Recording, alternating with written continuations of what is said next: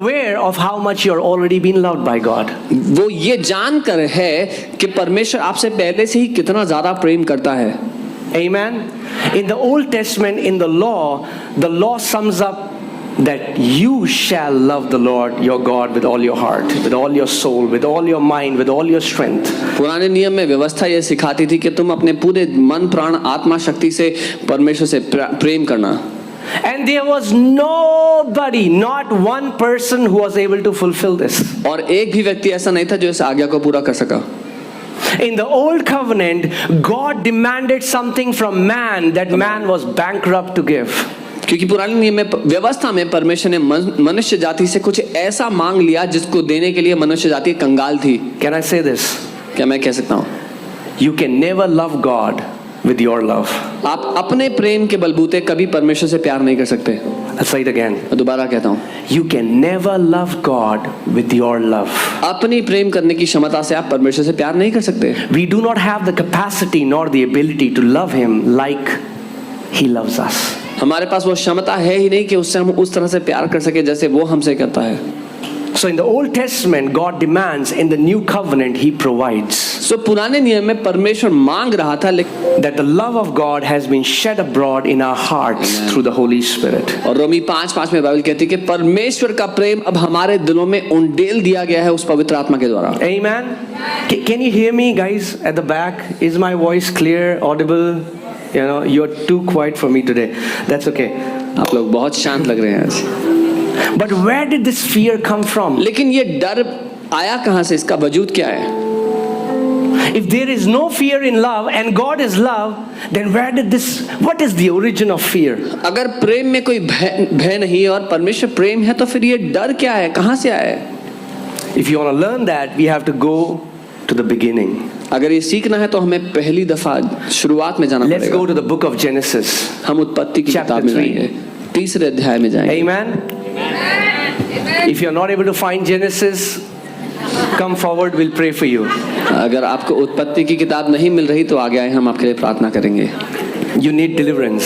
आपको छुटकारा चाहिए। Anyway, Genesis chapter 3, we know the story how God created us in His own image and likeness. उत्पत्ति 3 अध्याय हम जानते हैं कैसे परमेश्वर ने मनुष्य जाति को अपने स्वरूप अपनी समानता में बनाया। And God kept them in the garden, which was the garden of God's pleasure. और परमेश्वर ने मनुष्य को उस वाटिका उस बगीचे में रखा जो उसके आनंद की वाटिका थी। उसमें They had access to anything and everything there. उनके पास हर एक चीज की सहूलियत थी वहां पर। But they were told not to eat from the wrong tree. लेकिन उनको ये बताया गया था कि गलत पेड़ से ना खाएं। Let's see this. Okay. Genesis chapter 3 verses 4 to 7. उत्पत्ति 3:4 से 7। Then the serpent said to the woman, तब सर्प ने स्त्री से कहा, You will not surely die. तुम निश्चय ही ना मरोगी। For God knows. क्योंकि परमेश्वर खुद जानता है। Who's saying this? कौन कह रहा है ये बात? Come on, talk to me, guys. Serpent. वो सांप ये कह रहे हैं। Serpent is talking to Adam and Eve. सांप आदम और हवा से बात कर रहा है। And is saying that God knows. और कह रहा है कि परमेश्वर जानता है। Satan has become the prophet of God. शैतान यहाँ परमेश्वर का भविष्यद्वक्ता बन के आया। And so many people will come to you and say, God knows what you did last summer. Whatever. और कई लोग आके बोलेंगे कि परमेश्वर जानता है तुमने पिछली गर्मियों में क्या किया। God knows. God knows.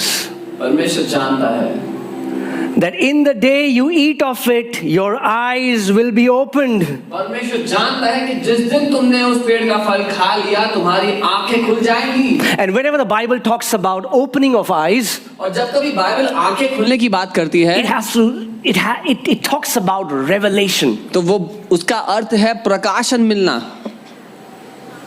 And Satan is telling them, और शैतान ये कह रहा है, hey, if you will eat this fruit, अगर तुमने ये फल खाया, your eyes will open. तो तुम्हारी आंखें खुल जाएंगी। You will get a revelation. तुम्हें वो प्रकाशन मिल जाएगा। And you will be like God. और तुम परमेश्वर के समान बन जाओगे। And that is what religion is all about. Climbing ladder that you can be like Him. और धर्म का पूरा काम यही है, उस सीढ़ी पे चढ़ते जाओ ताकि हम परमेश्वर जैसे बन जाओ।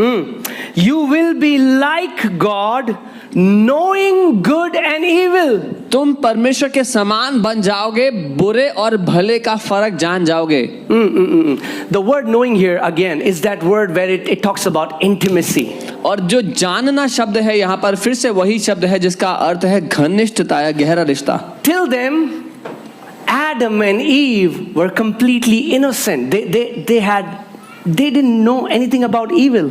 तब तक आदम और हवा बिल्कुल मासूम थे, उन्हें बुराई के बारे में कुछ पता ही नहीं था। But Satan is telling them, लेकिन शैतान उनसे ये कह रहा है, hey, God knows that the day you eat from this fruit, शैतान कह रहा है कि हे परमेश्वर जानता है जिस दिन तुमने इस पेड़ का फल खाया, your eyes will open तुम्हारी आंखें खुल जाएंगी and you will know और तुम जान लोगे that God is not just good, कि there is an परमेश्वर- evil side to Him as well. कि परमेश्वर सिर्फ अच्छा